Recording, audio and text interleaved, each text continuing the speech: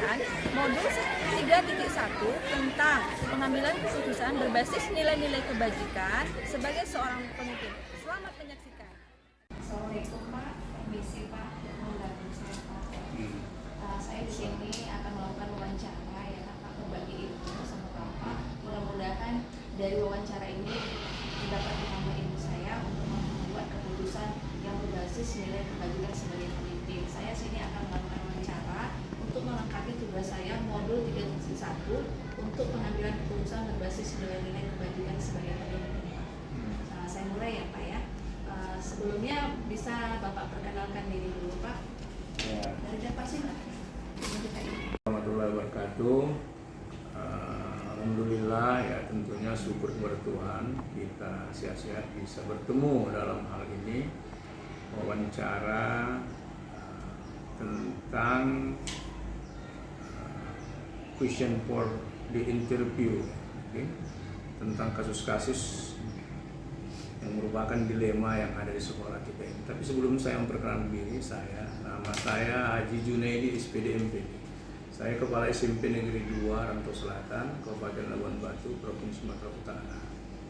Yang mana tentunya saya ditugaskan di sini udah lebih kurang 6 tahun ya. Ada hal-hal yang memang tentang kasus-kasus ini sudah banyak kita rasakan. Jadi dalam hal ini kebetulan ini dari CGP Ibu Sri Lestariani mewawancara saya. Saya rasa tentang perkara ini itu aja supaya Ibu Sri ini bisa langsung mewawancari saya untuk menjawab. Silakan. Terima kasih. Pertanyaan pertama ya Pak ya. Selama ini bagaimana Bapak dapat mengidentifikasi kasus-kasus yang merupakan dilema etika atau kehidupan moral? Bagaimana caranya? Ya, mengenai kasus, identifikasi kasus ini ya secara umum memang kasus ini ada tiga klasifikasi sebenarnya. Yang pertama itu kasus ringan, kasus sedang, kemudian kasus berat. Kemudian kalau dihubungkan dengan dilema etika dan rujukan moral, ini tentunya ada dua hal yang memang saling yang bertolak belakang dalam aturan ini. Karena dalam etika itu kan kalau benar ya benar, kalau salah ya salah. Dan seperti itu, kalau rujukan moral ini aturan yang sudah ditentukan bisa saja nanti berdasarkan perasaan dan rasa kasihan ini bisa diretur ya, atau tereliminasi aturan-aturan yang memang sudah ditentukan itu akibat daripada rasa solidaritas dan rasa kasihan tadi dan keprihatinan. Terima kasih ya Pak ya. Kita lanjut pertanyaan kedua ya Pak. Selama ini bagaimana Bapak menjalankan pengambilan keputusan di sekolah kita ini, terutama untuk kasus-kasus di mana ada dua kepentingan yang sama-sama benar atau sama-sama mengandung nilai kebajikan? Ya, jadi dalam hal ini untuk kasus-kasus kepentingan yang sama-sama benar dan sama-sama mengandung nilai kebajikan, sama-sama benar, ya ini aturannya berdasarkan yuridis aturan yang sudah ditentukan. Ya kalau memang dia salah, memang harus di-justice sesuai dengan hukuman yang berlaku. Contoh, anak-anak yang mempunyai kesalahan yang fatal seperti misalnya melakukan bully terhadap temannya sampai SP3, SP1, SP2, SP3 tindakan, maka anak ini ya sebaiknya dia dipindahkan saja dari sekolah, atau kalau memang mau tidak mau sekolah, diolah seperti itu. Kemudian yang mengandung nilai kebajikan ini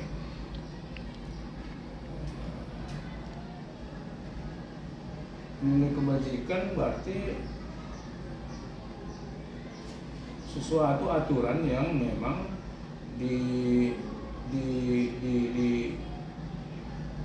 dihubungkan dengan kebajikan-kebajikan dari syariat tersebut. Dan ini ada hal-hal yang memang yang harus diperhatikan. Selain kesalahannya itu ada pembanding di sana. Anak ini siapa? Pembandingnya seperti itu. Kemudian pengertian siapa itu bukan siapa keluarganya, bukan.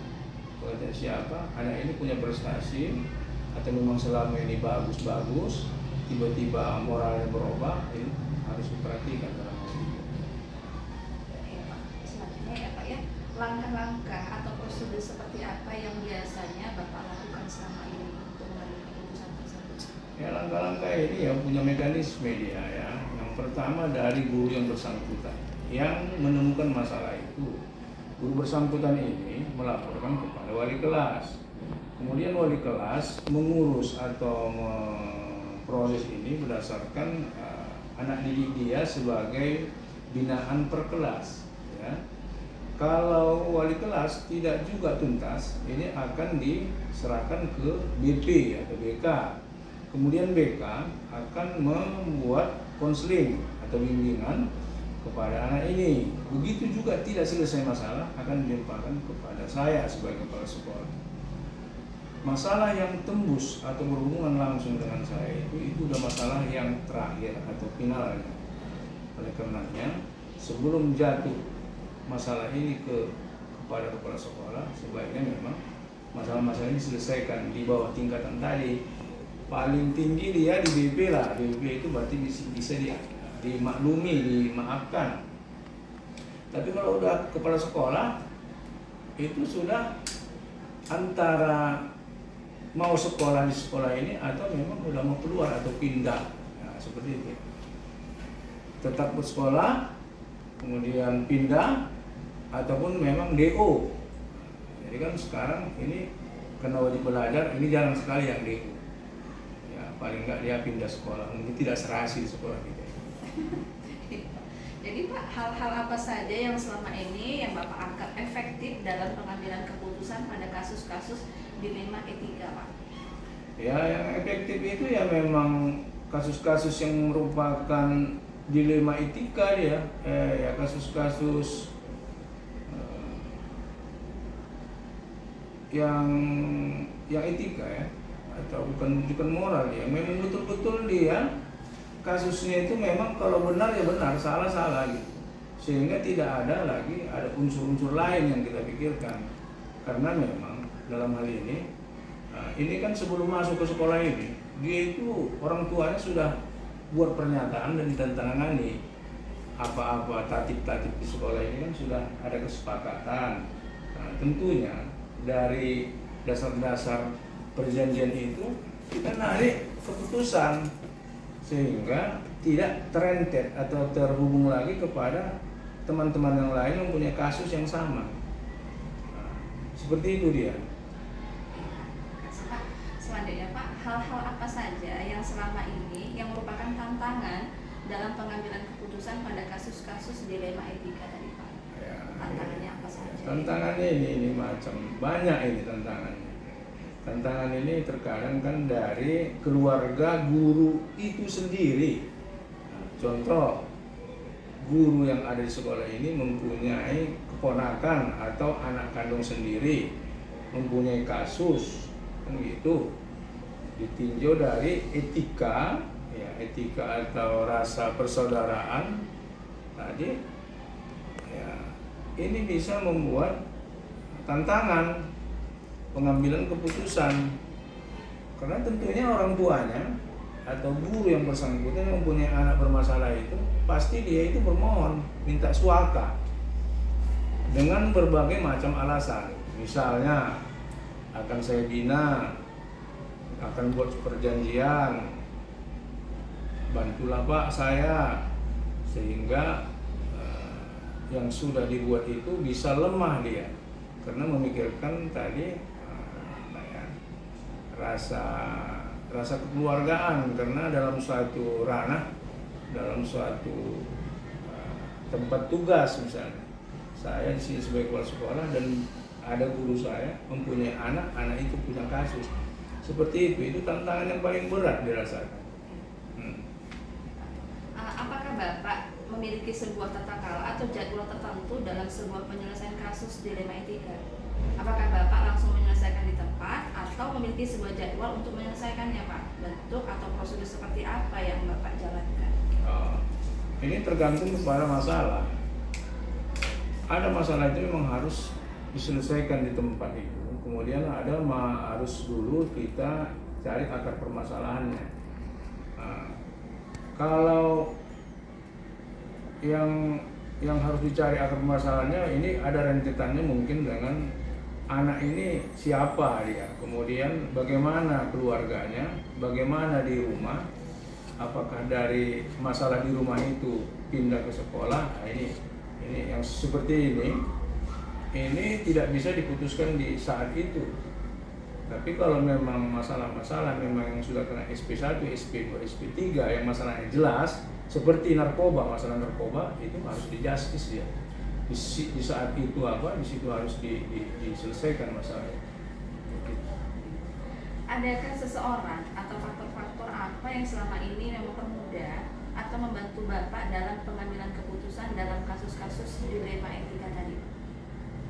Ada, tentunya ada. Ini kan ini kerjasama kita di sekolah. Dalam hal ini ya yang berperan di sini guru BP, guru BK. Jadi guru BP, guru BK ini merupakan orang-orang yang memang selama ini mempermudah atau membantu dalam mengambil keputusan. Karena sebelum jumpa dengan saya untuk mengambil keputusan itu, mereka sudah punya langkah-langkah, punya alur daripada permasalahan itu, apa permasalahannya, kemudian apa yang harus dikerjakan, harus kita buat, segera apa yang harus kita hukum dia sesuai dengan justice yang memang harus dikerjakan seperti itu. Jadi dalam hal ini memang BP, BK ini sangat berperan seperti itu. Ya, selain itu juga ya faktor lain itu mewakili orang tua itu ada. Selain orang tua itu kan ada pengurus komite ya. Pengurus komite ini juga membantu karena pada hakikatnya itu memang ini kan orang tua siswa ini adalah bagian komite juga. Karena ada orang tua ini tidak terima dengan keadaan anaknya itu. Jadi dengan perwakilan komite atau ketua komite itu bisa menjernihkan suasana. Memang keputusan itu memang layak dilakukan gitu terhadap anak. Dan saya rasa itu secara intern tadi BPBK, guru BPBK, kemudian secara ekstern yang dari luar itu pengurus komite seperti itu. Dari semua hal yang telah Bapak sampaikan tadi, pembelajaran apa yang dapat Bapak petik dari pengalaman Bapak untuk mengambil keputusan dilema etika tadi?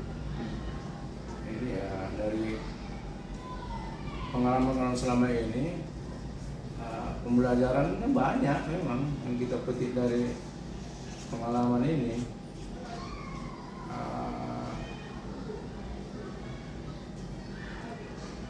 Dalam hal ini memang secara edukasi daripada kasus-kasus ini memang kita itu harus memang memilih kasus-kasus itu memang kasus yang mempunyai keputusan yang sebenarnya seperti itu. Kalau saya lebih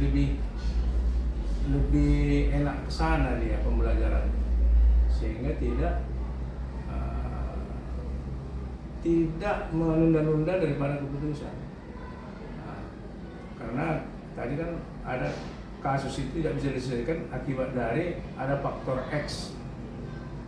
Ini kalau pembelajaran dari hal ini yang selama kita alami ini memang peraturannya tetap peraturan, seperti itulah.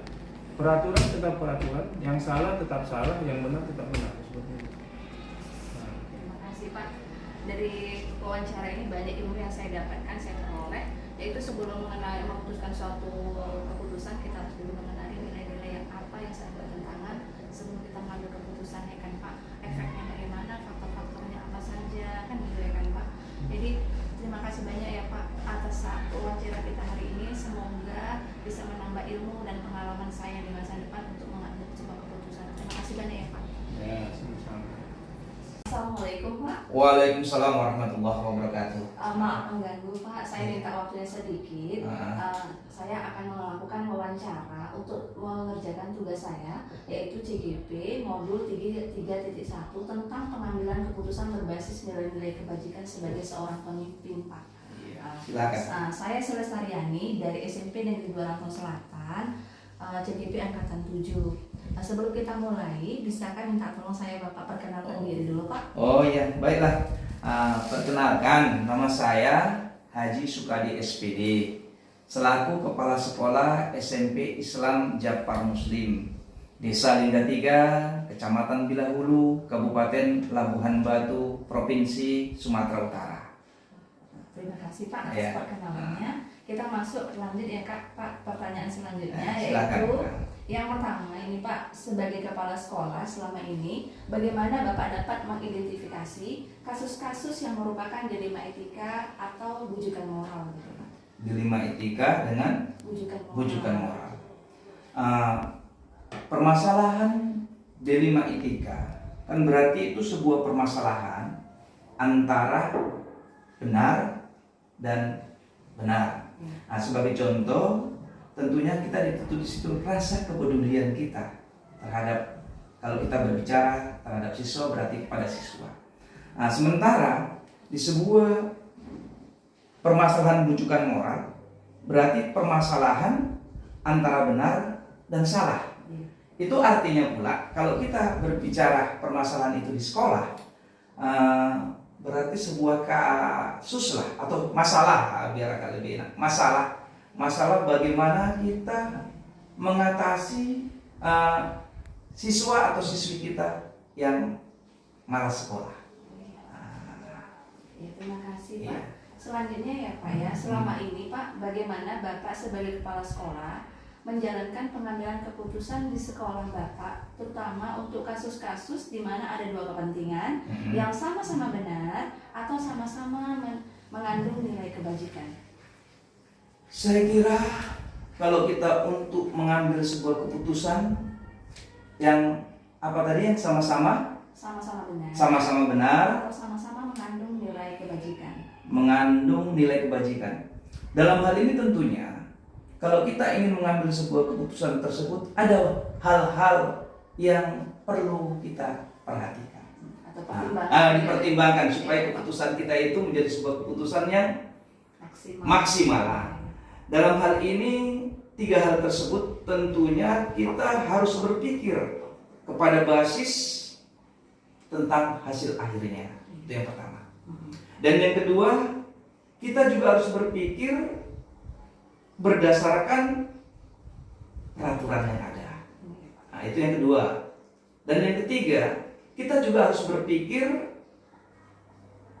bagaimana rasa peduli kita atau rasa empati kita. Nah, itu saya kira. Bagus sekali ya kan Pak, banyak pertimbangan harus kita pertimbangkan dari segala hal ya kan Pak, dari hasil akhir, dari peraturan, dan kemudian dengan rasa peduli gitu ya Pak ya. Dan mudah-mudahan keputusan kita itu kan menghasilkan hal yang terbaik ya kan.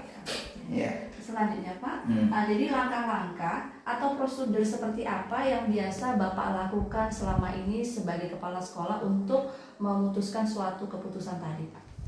Berarti ada beberapa langkah itu memang sebenarnya ya kan, karena dalam mau diulang langkah-langkahnya ya? Iya, langkah-langkahnya itu sebelum Bapak mengambil keputusan apa yang akan Bapak buat langkahnya gitu Pak? Tentu sebelum kita mengambil keputusan ada beberapa langkah yang harus kita lakukan. Yang pertama, kita harus mengidentifikasi dulu apa permasalahannya, ya kan? Artinya kalau kita ambil contoh permasalahan tentang siswa kita lah, karena kita berbicara di ruang lingkup sekolah kita kan. Artinya kalau ada contoh kasus, ada contoh masalah, kenapa sih kok si A itu malah sekolah kan begitu kan? Nah, kita identifikasi dulu masalahnya. Kemudian itu yang pertama. Yang kedua, siapa yang terlibat di dalamnya? Artinya lagi, si A lagi saya contohkan tadi. Si A kok malah sekolah? Siapa penyebabnya? Orang tuanya kah? ya kan? Iya. Atau bisa jadi gurunya kan, ya kan? Atau bisa jadi faktor-faktor lainnya, bla bla dalam artian mungkin banyak faktor. Makanya kita juga ingin mengetahui siapa yang terlibat di dalamnya. Kemudian langkah yang berikutnya fakta, ya kan? Kita harus melihat faktanya apa. Selanjutnya langkah yang keempat yang perlu kita buat adalah pengajian benar atau salah yang dia lakukan. Pengujian gitu. Pengujian benar atau salah yang dia lakukan. Kita lihatlah dari sisi bagaimana hukumnya, ya kan? Iya. Legalitasnya ya. Iya, Pak. Legalitasnya, bagaimana kita lihat tentang Sesuai peraturannya, dengan sesuai nggak dia dengan peraturan. Kemudian tentang publikasinya, ya kan? Dan kemudian yang menjadi panutan, ya kan? Siapa yang dia menjadikan panutan dia kan gitu.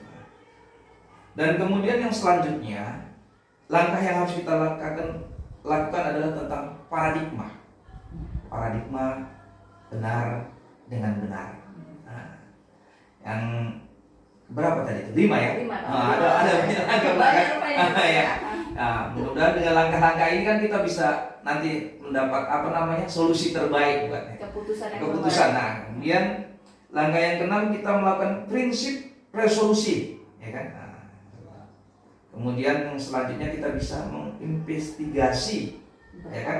Opsi tentang opsi trilema, ya kan?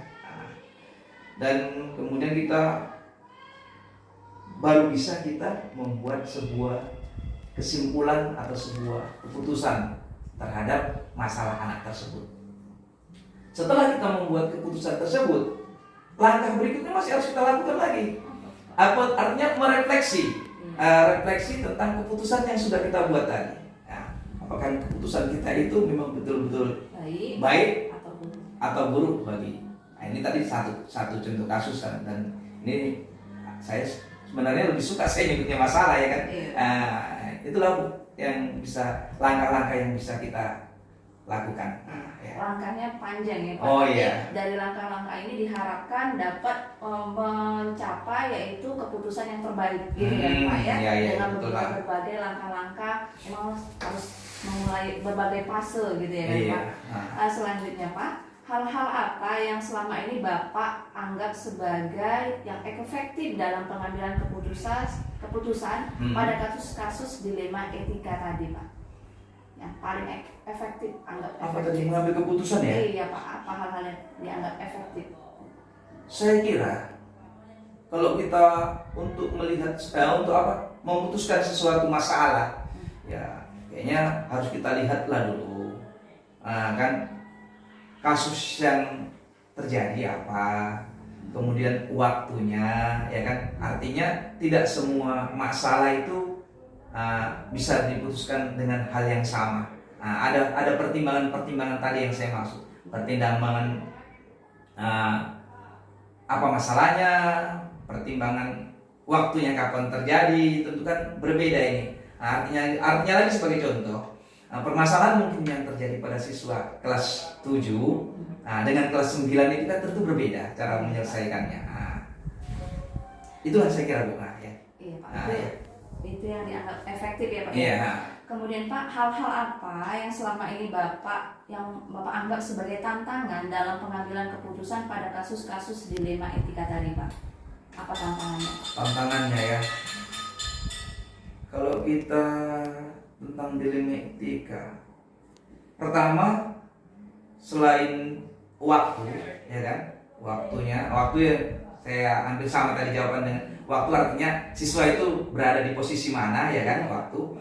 Kemudian juga yang jadi permasalahan siapa anaknya kan gitu. Ada kadang-kadang faktor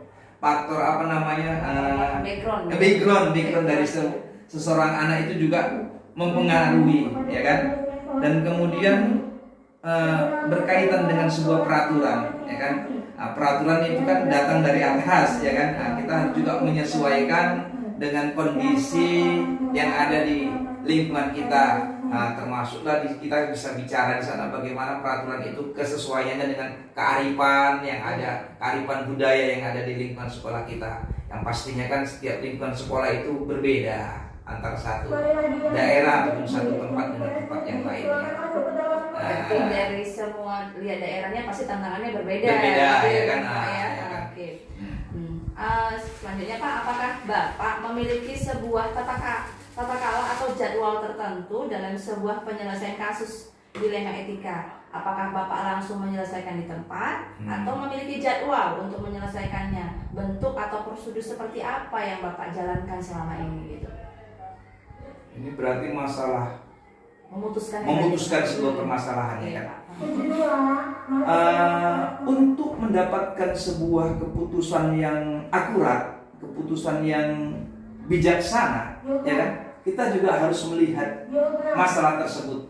Ada kadang sebuah masalah yang bisa harus diselesaikan pada segera. Dituntutlah sebuah keputusan, ya kan? Inilah kalau kita seorang pemimpin memang harusnya membuat keputusan ini. Tetapi ada kalanya sebuah keputusan itu memang memerlukan waktu yang memang harus dipertimbangkan. Kembali lagi, agar keputusan kita itu lebih arif, keputusan kita itu lebih bijaksana, maka kadang-kadang ya ada yang harus kita segerakan, ada yang harus kita pertimbangkan dengan mengambil pertimbangan-pertimbangan dari yang lainnya. Bagus ya Pak ya. Kemudian Pak, adakah seseorang atau faktor-faktor yang selama ini mempermudah atau membantu Bapak dalam pengambilan keputusan dalam kasus-kasus dilema etika tadi, Pak? Oh, tentu saja ada, Bu, ya kan? Saya bekerja di sini bukan sendirian. Artinya kami selalu menggunakan filosofi dari sebuah sapu, ya kan? Artinya bagaimana kalau kita bisa kerjasama dengan yang lainnya. Dalam hal ini tentu kalau kita berada di lingkungan sekolah, ada guru saya, ada kemudian PKS kurikulum, PKS kesiswaan, yang dimana dalam memberikan sebuah keputusan itu mereka selalu saya libatkan. Agar apa? Ya tentu saja kembali kepada keputusan kita itu lebih akurat dengan menghimpun daripada artinya informasi-informasi dari guru dan sebagainya. Iya, karena intinya ini harus berkolaborasi Iya, lah ya, Pak ya. Kita menyadari nggak bisa berdiri sendirian. Dari semua hal yang Bapak sampaikan tadi, dari beberapa pertanyaan saya tadi, pembelajaran apa yang dapat Bapak petik dari pengalaman Bapak dalam pengambilan keputusan dilema etika tadi, Pak? Oh, dalam mengambil sebuah keputusan ya. Tentunya kesimpulan saya menyebutkan seperti ini. Dalam memutuskan segala sesuatunya, ya kan? Kita tidak bisa begitu saja. Ada hal-hal seperti yang saya sebutkan tadi, ada langkah-langkah yang harus kita kerjakan. Harus ada tahapan-tahapan yang harus kita lalui. Ya kembali lagi kepada satu kesimpulan akhir bahwasanya segala keputusan, ya kan, haruslah memang keputusan yang kita anggap cukup arif, cukup bijaksana, cukup bermanfaat, baik untuk hari ini harus dan juga untuk kedepannya. Jadi yang paling inti tentunya langkah-langkah tadi. Jangan membuat keputusan yang kadang-kadang kalau memang tidak spontan harus kita pertimbangkan. Ada sebuah pertimbangan di sini. Banyak pertimbangan. Banyak pertimbangan ya. Luar biasa sekali ya Pak wawancara kita hari ini. Banyak ilmu dan pengalaman Bapak yang saya petik pada hari ini untuk menjadi bekal saya dan ilmu saya nanti ke depan, pengalaman saya jika saya menjadi seorang pemimpin seperti Bapak gitu ya Pak ya. Insya Allah, namanya kita yang hidup ini kan harus saling mengisi, ya kan? Mudah-mudahan saling berbagi pengalaman ini yang kedepannya pada intinya kita bagaimana sebagai apalagi kita ini background kita adalah seorang tenaga pendidik, ya kan? Bagaimana prinsip kita memanusiakan manusia yang bisa berguna bagi orang lain. Ya, intinya kita harus berpihak pada murid ya, Iya. segala pun keputusan yang kita ambil semuanya berpihak pada murid gitu ya Pak ya. Luar biasa sekali ya Pak. Terima kasih ya Pak, banyak waktunya yang Bapak kasih sama saya. Saya ucapkan banyak terima kasih ya Pak ya. Sama-sama Bu. Assalamualaikum Pak. Waalaikumsalam warahmatullahi wabarakatuh dan sukses selalu. Iya Pak, terima kasih Pak. Iya.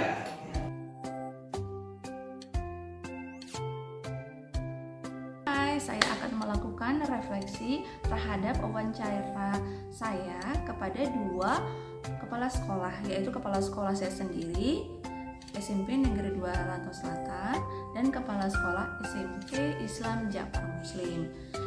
Saya akan menjawab beberapa pertanyaan. Yang pertama, hal-hal menarik apa yang muncul dari wawancara tersebut? Pertanyaan-pertanyaan mengganjal apa yang masih ada dari hasil wawancara dibandingkan dengan hal-hal yang Anda pelajari seperti 4 paradigma, 3 prinsip, dan 9 langkah pengujian. Apa yang Anda dapatkan? Dari hasil yang saya pelajari mengenai 4 paradigma dan 3 prinsip dan 9 langkah pengujian, semua kepala sekolah sudah melakukan atau sudah melaksanakan semuanya, yaitu melaksanakan 4 paradigma, 3 prinsip, dan 9 langkah pengujian untuk menghasilkan suatu keputusan yang berdasarkan nilai-nilai kebajikan. Pertanyaan kedua, bagaimana hasil wawancara antara dua pimpinan yang saya wawancarai? Adakah sebuah persamaan atau perbedaan? Kira-kira ada yang menonjol dari salah satu pimpinan tersebut? Mengapa dan apa yang membedakan? Dari hasil wawancara tersebut tidak ada perbedaan, yang ada adalah persamaan, yaitu sama-sama untuk memutuskan suatu keputusan tidak langsung segera, tetapi melihat situasi, kondisi, atau waktunya dan melakukan beberapa langkah-langkah untuk mengambil suatu keputusan, tidak tergesa-gesa. Yang ketiga, apa rencana ke depan para pimpinan dalam menjalani pengambilan keputusan yang mengandung unsur dilema etika? Bagaimana mereka bisa mengukur efektivitas pengambilan keputusan mereka? Dan dari wawancara saya tersebut, rencana ke depan para pimpinan ini akan mengambil suatu keputusan harus berdasarkan berbagai prinsip-prinsip yang ada, ya kan? Kemudian langkah-langkah dan 4 paradigma, tidak secara buru-buru, dilakukan berbagai langkah untuk menghasilkan keputusan yang maksimal dan terbaik. Kemudian, bagaimana saya sendiri akan menerapkan pengambilan keputusan dilema etika? Bagaimana saya sendiri akan menerapkan pengambilan keputusan dilema etika pada lingkungan saya, pada murid, pada kolega guru, kapan Anda akan menerapkannya. Jadi saya sendiri setelah mempelajari LMS modul 3.1 tentang pengambilan keputusan, saya akan menerapkannya segera semua 4 paradigma, 3 prinsip, dan 9 langkah tersebut untuk menghasilkan keputusan terbaik, tidak tergesa-gesa. Kemudian yang kelima, pertanyaan kelima, bagaimana kejelasan suara tulisan di video naratif saya? Format apa yang digunakan? Sudah adakah pengujian mengujinya dan melihat hasilnya? Membayangkan bila orang lain membaca tulisan Anda. Jadi dari video yang saya buat tadi sudah saya uji dengan teman saya, yaitu rekan sejawat saya, mengatakan sudah jelas mengenai materi sesuai dengan 8 pertanyaan tadi. Kemudian durasi waktu atau panjang tulisan apakah sudah diuji untuk maksimal dan minimal waktu berbicara, atau apakah sudah ditinjau isi dan panjang tulisannya.